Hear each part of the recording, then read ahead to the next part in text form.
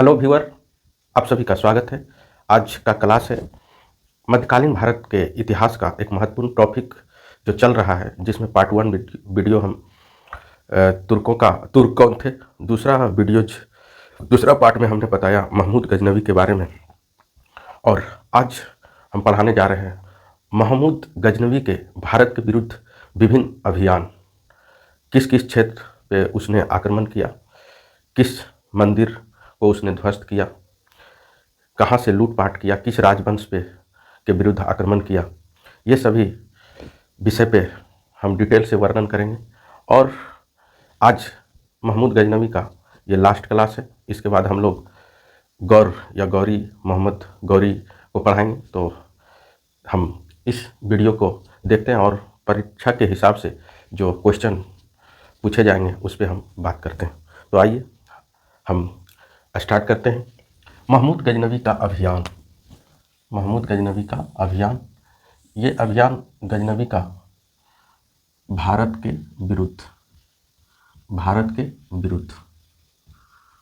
विरुद्ध यह अभियान था। पहला अभियान इसने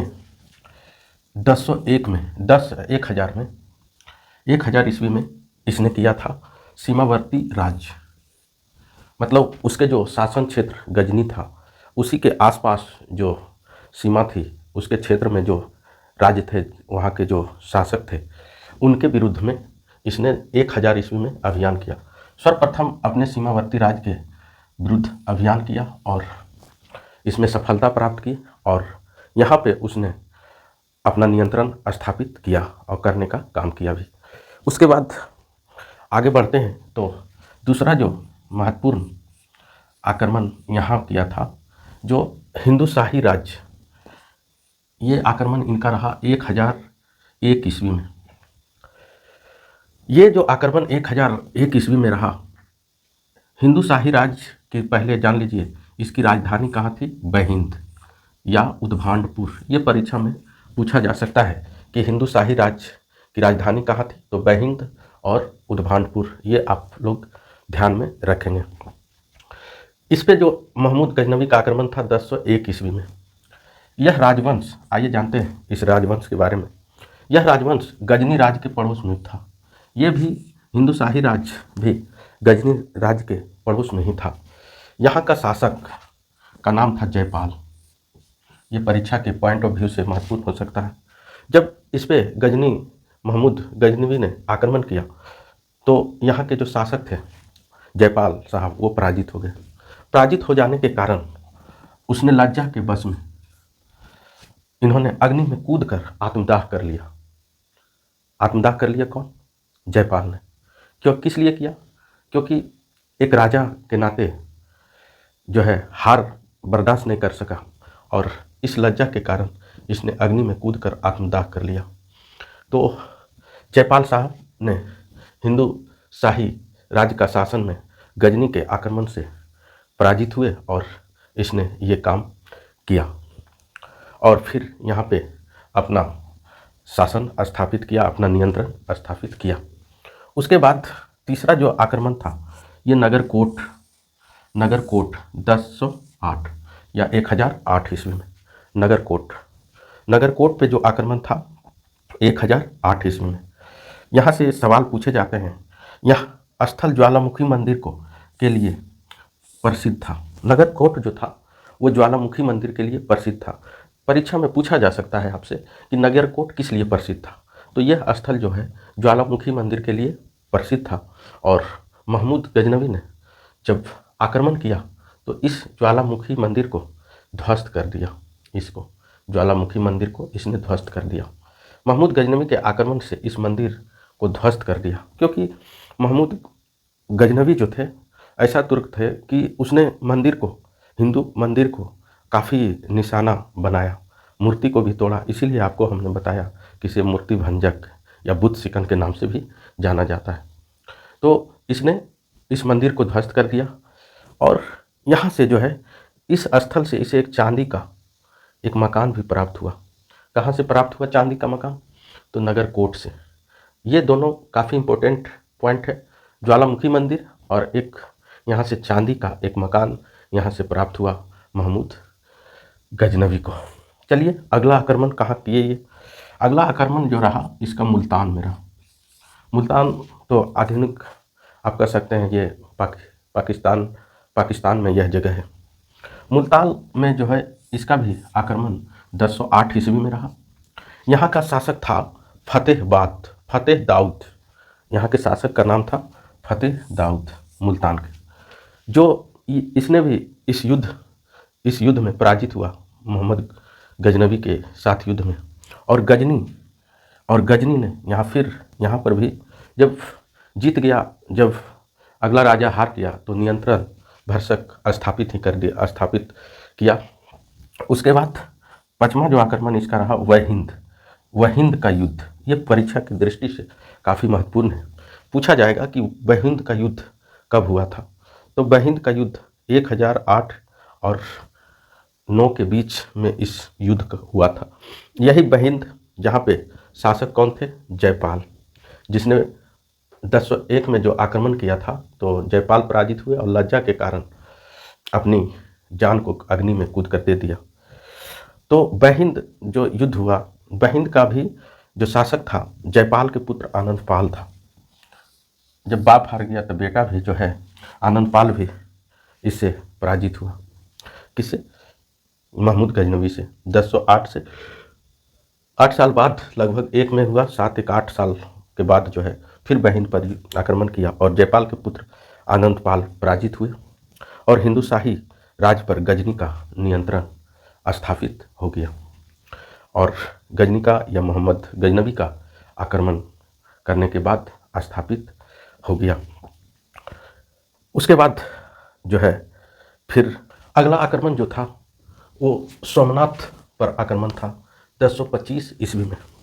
परीक्षा में के दृष्टिकोण से ये काफ़ी महत्वपूर्ण है।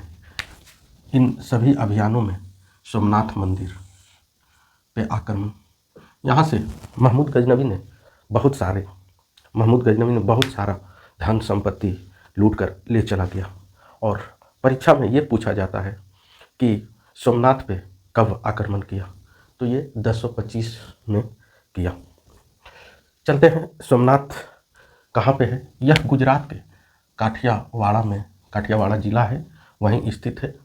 गुजरात को सौराष्ट्र भी कहा जाता है, सौराष्ट्र प्रांत में स्थित है। जिसकी राजधानी थी उस समय, इसकी राजधानी अहिंदवाड़ थी, जिसकी राजधानी थी अहिंदवाड़। यहाँ के उस समय शासक थे भीमदेव जो थे यह हिंदू शाही राजवंश के ही शासक थे। हिंदू शाही राजवंश में पहला जो शासक था जयपाल, जिसने महमूद गजनी के अभियान में ये हार चुके थे और हार के बाद जो है इस लज्जा के वश ये अपने अग्नि में कूद कर जान दे दिए थे, जयपाल। उसके बाद इसी का पुत्र था आनंदपाल और फिर उसी के वंशज में थे भीमदेव ने जब आक्रमण किया तो इसने मुकाबला नहीं कर सका और यह भाग गया। यह गजनी का महत्वपूर्ण अभियान था गुजरात का, क्योंकि यहाँ से बहुत सारा संपत्ति, बहुत सारा धन लूटा था, इसलिए यह काफ़ी महत्वपूर्ण अभियान था। सबसे अधिक धन की प्राप्ति यहीं हुआ था, सोमनाथ में ही, इस मंदिर से। और सोमनाथ को प्रभास पाटन के नाम से भी जाना जाता है। सोमनाथ को एक और नाम है प्रभास पाटन के नाम से भी जाना जाता है। अगला जो अभियान मोहम्मद गजनी का था जाटों के विरुद्ध, यह गजनी का सबसे अंतिम अभियान था। परीक्षा के दृष्टिकोण से ये पूछा जाता है कि जाटों के विरुद्ध अंतिम अभियान किसके विरुद्ध था, तो जाटों के विरुद्ध।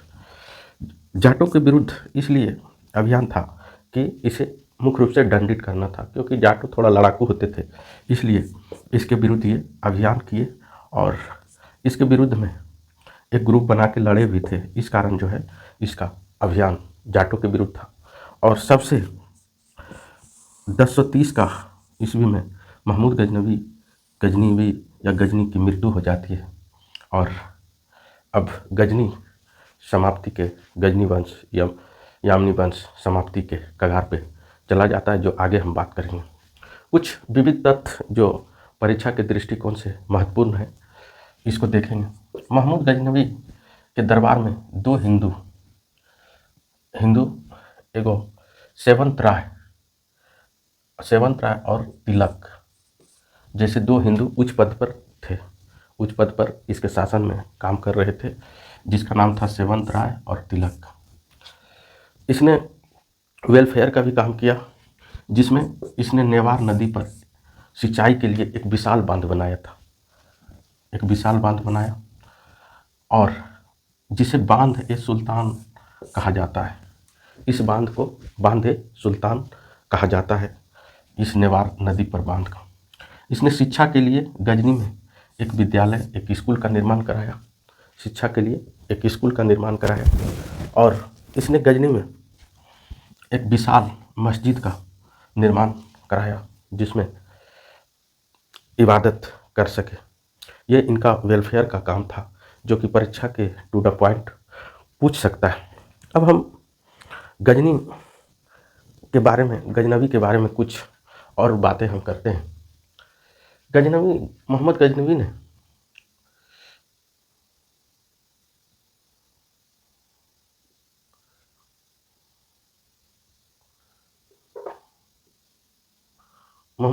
ने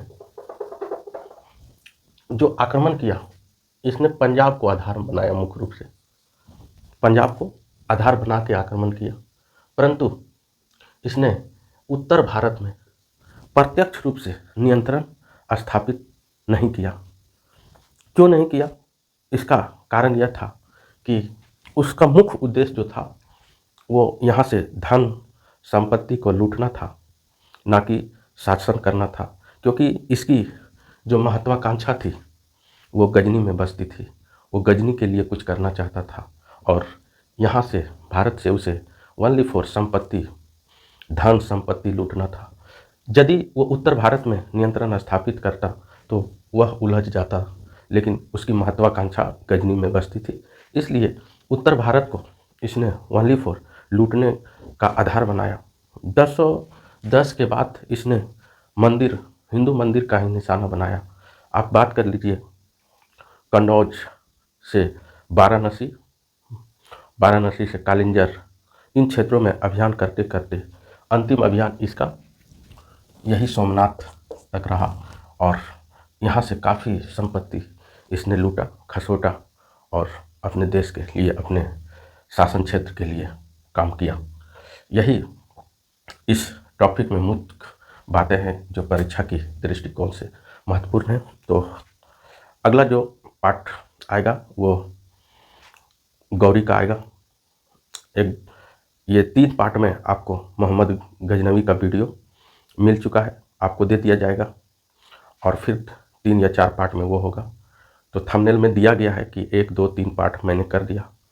तो आपको वीडियो मेरा अच्छा लगे लाइक, कमेंट, शेयर करें। Thank you so much, all the best.